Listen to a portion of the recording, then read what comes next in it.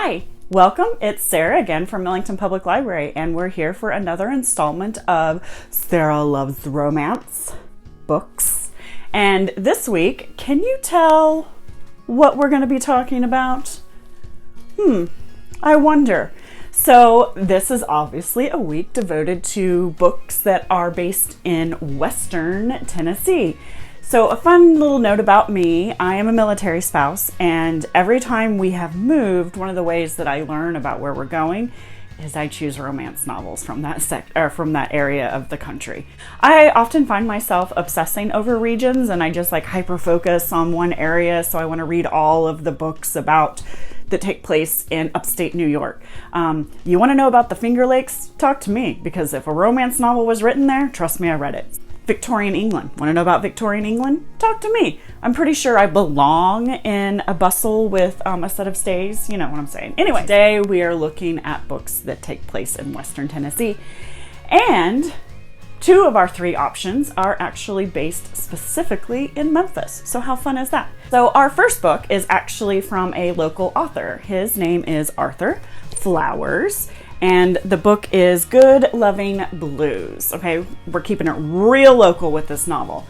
Beale Street local. He's got tons of books. He even has this really great, gorgeous nonfiction graphic novel on Martin Luther King. Anyways, I digress. So, wonderful author. So, this book is a tale that brings the blues alive, right? It jumps right off the page. We've got a griot hero. We have a conjure woman heroine. And this is 1918 Memphis, right? And so you can get an idea of what kind of culture our hero and heroine are living in, right? What strife that brings into life. But this is also a tale of that once-in-a-lifetime love. Let me give you an example here. The language is gorgeous, gorgeous. You can tell it's written by a poet. He wants Melvira Dupree in his arms again. Wasn't nobody Melvira, but Melvira. Mamie came close, but she didn't reach that barren spot inside. She knew it. You can always tell when somebody is just using you to tread water. I absolutely loved that line. Using you to tread water. I know I've had some relationships like that, right? The New York Times book reviewer wrote, Arthur Flowers sings us a story that makes us smile. A story of life and how love and happiness really happen. So this is the tale of a real type of love story, not your kittens and puppy dogs and rainbows. There is a happy ending, but there's a lot of hurdles to get there. I really enjoy real love stories, and I hope you will pick up another Good Loving Blues and enjoy this book as well. Our next selection is Katherine Mann's Shelter Me, and if you like ebooks, it's also available as an ebook through Libby and Overdrive using Tennessee Reads. If you need help with that, come on in and we'll help you get hooked up. So, this book has a lot, let me tell you.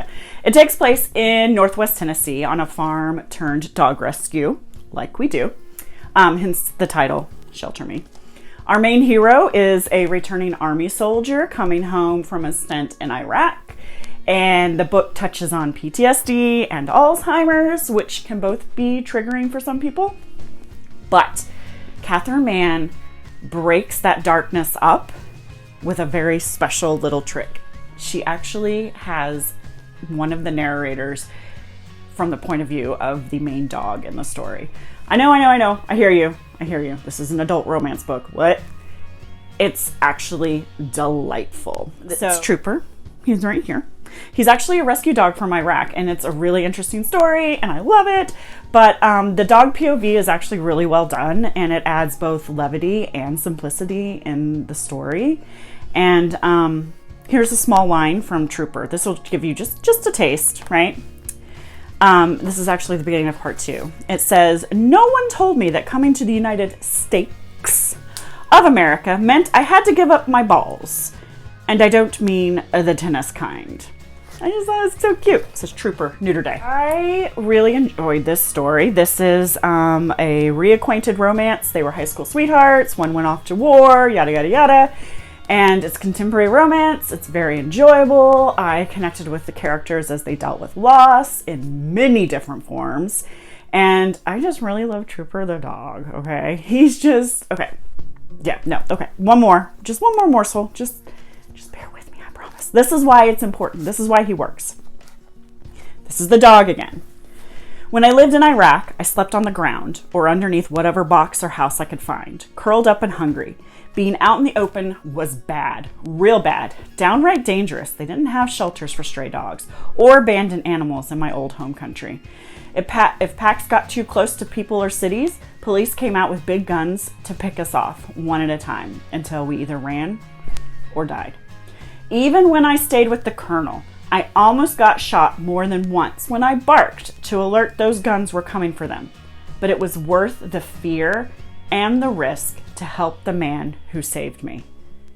It's deep. I mean, I get it. It's a dog. So all I'm saying is just read this book, okay? So remember, if you're interested, it's also available on Libby and Overdrive. Final book of this week is an oldie but a goodie, and I am circling all the way back to Memphis for our last West Tennessee selection, and I'm going old school. It's time for a Nora Roberts trilogy. This is actually one of my favorite series of hers, like legit. I personally love romance novels that have suspense in them. Honestly, that's what I need to really enjoy it. I gotta have a good plot with lots of suspense. And this one also has a ghost, an angry ghost, so it really ticks off a lot of my boxes. And why is she angry? I don't know. That's the mystery. And I just really cannot speak highly enough about this book. The heroine, she's delightfully type A. I know, you're like, no one who's type A is delightful. But she is. Nora Roberts actually does a really good job of making you not loathe the type A main character. Her world is bowled over by a carefree, confident, and alpha male that likes to work with his hands in lots of ways. It's Nora Roberts, so you know it's not going to be pristine, right? This book and the other two in the series are all available at the library and online through Libby and Overdrive. You have no reason not to enjoy this delectable series. Thank you so much for joining me this week. I hope that you stay warm and dry, and I will see y'all next week. Bye now.